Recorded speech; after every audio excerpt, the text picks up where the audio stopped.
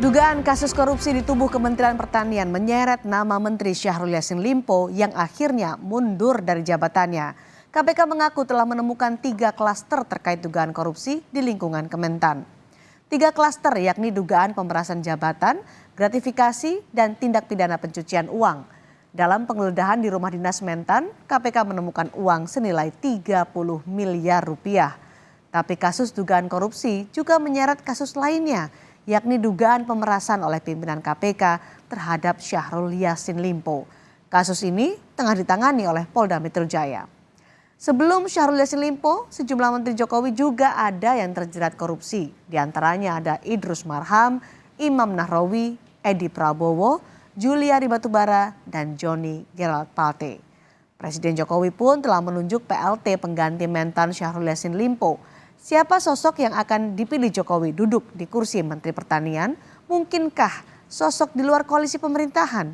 Kami bahas usai informasi berikut ini. Presiden Jokowi telah menerima surat pengunduran diri Syahrul Yassin Limpo sebagai Menteri Pertanian. Jokowi menyebut posisi Syahrul akan digantikan Kepala Badan Pangan Arief Prasetyo Adi. Arief dipilih sebagai PLT Menteri Pertanian untuk mempermudah koordinasi terkait urusan pangan. Ya, sudah saya terima dan pagi tadi sudah ditindaklanjuti, sudah saya tanda tangani juga. Artinya masih PLT-nya Pak Arief Prasetyo, Kepala Badan Pangan. Ya, udah. Kenapa Pak Kepala Badan Pangan yang Gimana? Pertimbangannya apa Pak? Pertimbangannya Pak Panas yang diangkat itu nanti. Supaya lebih koordinatif, lebih memudahkan, karena biasanya kita Bulog, Badan Pangan, Kementan ini, Menteri Perdagangan ini selalu harus satu. Jadi untuk konsolidasi aja biar lebih memudahkan. Syahrul Yassin Limpo menyerahkan surat pengunduran diri sebagai Menteri Pertanian melalui Kementerian Sekretariat Negara Kamis kemarin. Syahrul menyebut alasannya mengundurkan diri untuk menghadapi proses hukum yang kini tengah menjeratnya. Untuk menyampaikan usul dan surat pengunduran diri saya sebagai menteri. Alasan saya mengundurkan diri adalah ada proses hukum yang saya hadapi dan saya harus siap menghadapi secara serius. Walaupun saya berharap jangan ada stigma dan presumption of innocence, maksudnya menghakimi saya dulu, karena tentu biarkanlah proses hukum berlangsung. Ketua Umum Partai Nasdem Surya Paloh mengakui kasus dugaan korupsi yang menjerat kadernya Syahrul Yassin Limpo bisa memengaruhi elektabilitas partai dan pasangan bakal Capres dan Cawapres Koalisi Perubahan Anies dan Muhaimin. Namun Surya Paloh yakin pengaruh itu tidak berdampak signifikan karena masyarakat masih memiliki harapan pada pasangan Anies dan Caimin. Pastilah ada pengaruhnya pada elektabilitas partai. Dan juga Amin, pasangan yang didukung oleh Nasdem, Bung Anies dan Bung Muhaimin Iskandar. Pasti ada. Tetapi sejauh mana pengaruh ini? Ketika masyarakat yang juga mempunyai masih harapan dan keinginan. Di sisi lain, Bacawa Pres Koalisi Perubahan Muhaimin Iskandar optimistis kasus yang menjerat Syahrul Yassin Limpo tak akan berpengaruh pada elektabilitas partai maupun pasangan Koalisi Perubahan selama penegakan hukum dilakukan dengan adil. Kasus itu urusan masing-masing pribadi, tanggung jawab masing-masing, dan tentu tidak akan berpengaruh kalau itu menjadi tanggung jawab masing-masing. Yang kedua, yang paling penting adalah penegakan hukum.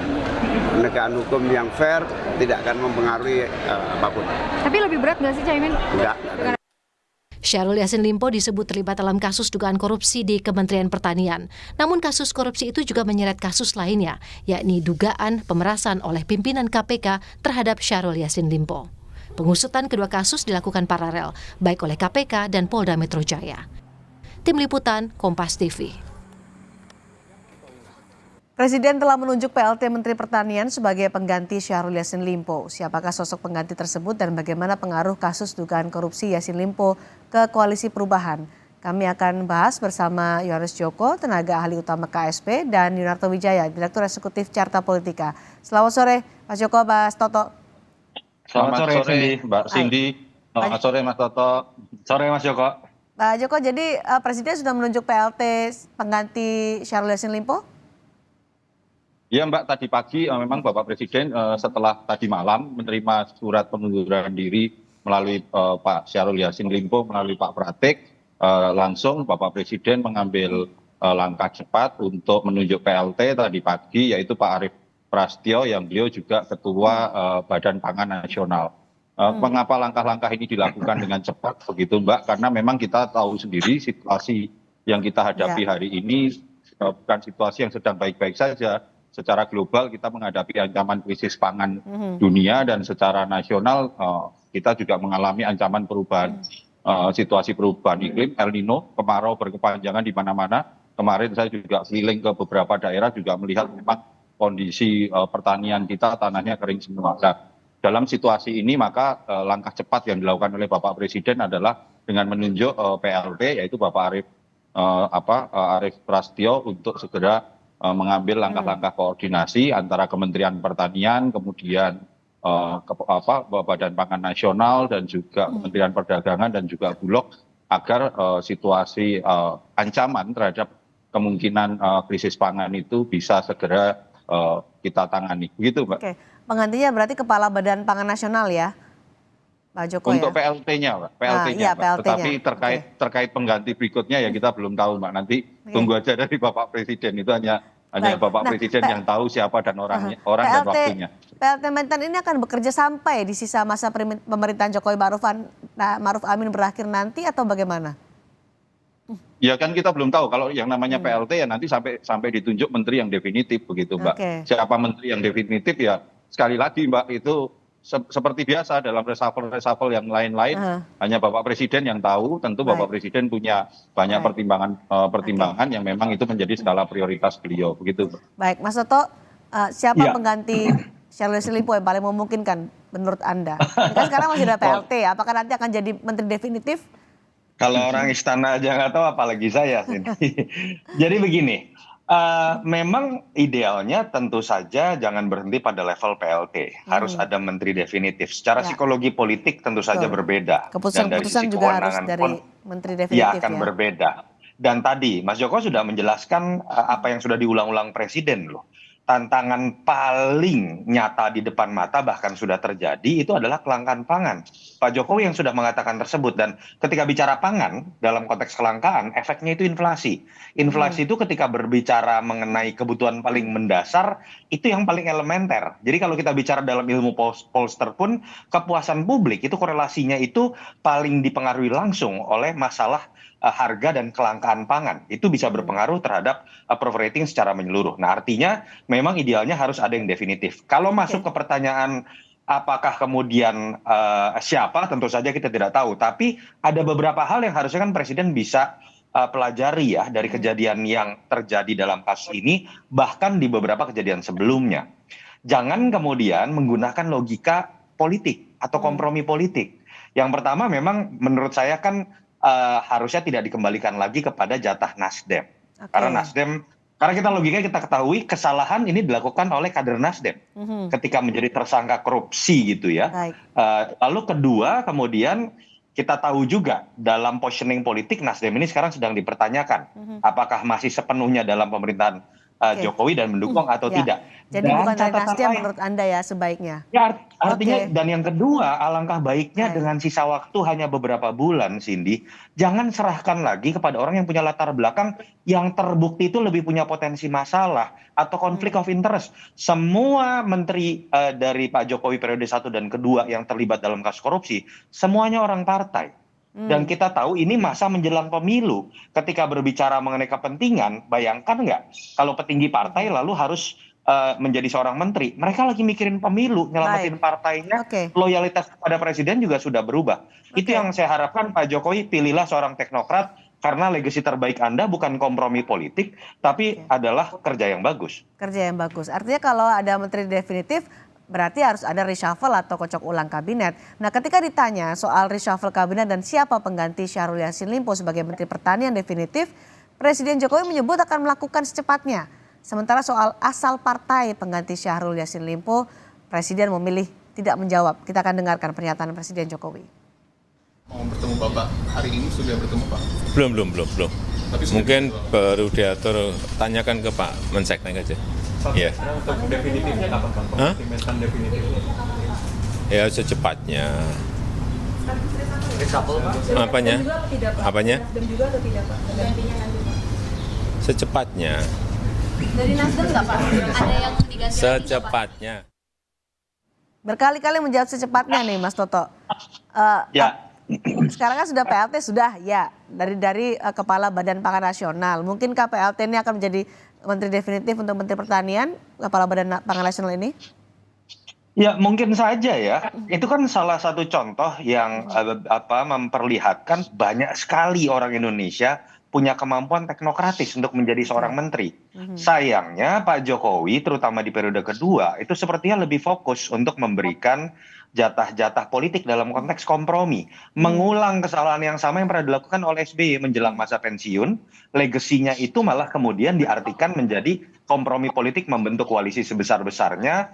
Lalu menampung orang-orang partai politik ke dalam jabatan menteri atau wamen. Ini betul-betul mirip apa yang terjadi pada Pak SBY jilid kedua di 3 tahun terakhir dengan apa yang dilakukan oleh Pak Jokowi. Kan problemnya fakta empiris kemudian memperlihatkan besarnya jumlah koalisi yang kemudian turun dalam bentuk banyaknya orang parpol yang diberi jatah menteri dan wamen rentan bermasalah.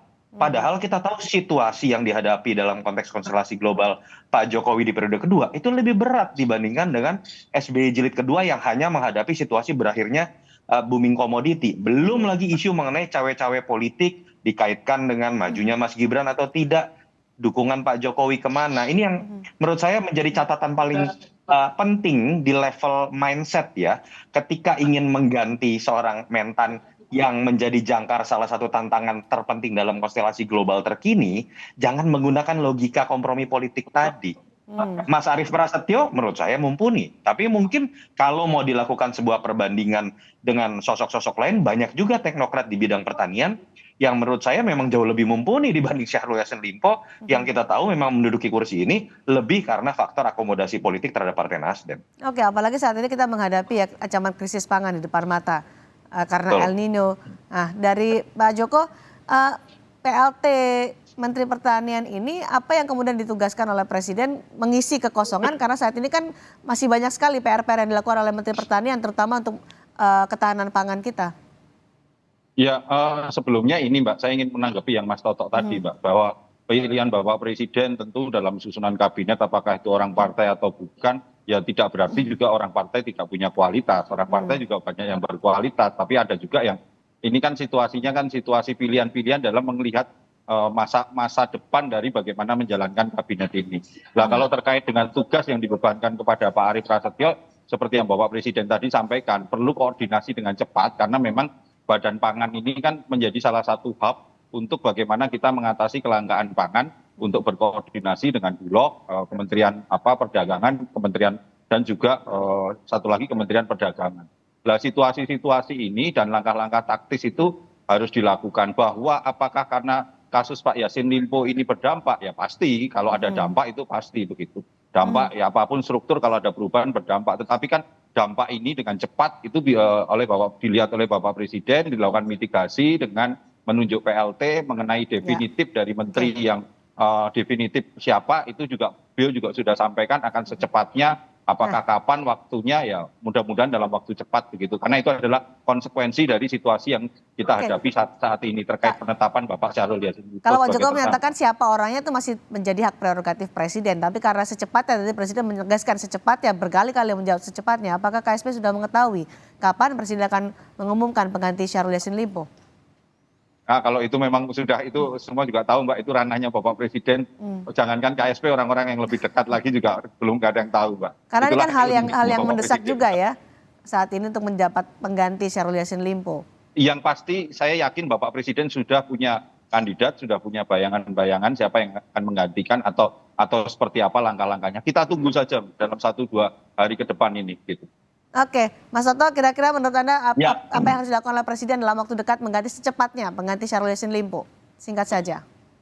Ya, tadi sih saya hanya memberikan satu rambu ya. Jangan sampai kemudian situasi seperti ini malah kemudian dikaitkan misalnya dengan situasi 2024. Ya. Makanya kemarin kan saya nggak menyalahkan teman-teman wartawan tadi sampai bertanya kepada Presiden dari partai mana, dari partai atau tidak misalnya. Orang mengkaitkan misalnya pertemuan dengan SBY. Poin Ya. paling penting adalah ini kementerian yang sifatnya harusnya memang teknokratis, yang memang kemudian harusnya juga bisa diakui oleh Presiden menghadapi tantangan terberat kelangkaan pangan, krisis pangan dan lain-lain. Dan tadi saya ingin menjawab sedikit Mas Joko. Betul, teorinya adalah Presiden pasti punya hitung-hitungan secara kualitas ya mengenai menteri mau dari parpol atau non parpol, jangan kemudian ada yang dianaktirikan. Tapi kan dalam fakta empiris harusnya sudah ada hal yang bisa dipelajari dengan menggunakan variabel mengenai menteri mana yang lebih punya potensi masalah dalam konteks korupsi. Terbukti semua menteri dari Pak Jokowi yang terkena kasus korupsi adalah menteri berasal dari parpol. Jangan sampai ketika ingin mengganti logikanya masih menggunakan logika-logika seperti itu setelah belajar dari sebuah pengalaman selama hampir 2 periode ini. Itu aja. Ini dia menarik, ditunggu prerogatif Presiden digunakan untuk mengganti Syahrul Yassin Limpo sebagai Menteri Pertanian. Terima kasih Mas Yunarto, terima kasih juga Pak Joko sudah bergabung bersama kami. Terima kasih. Sampai Terima jumpa. kasih Mbak Cindy. Thank you Mas Joko.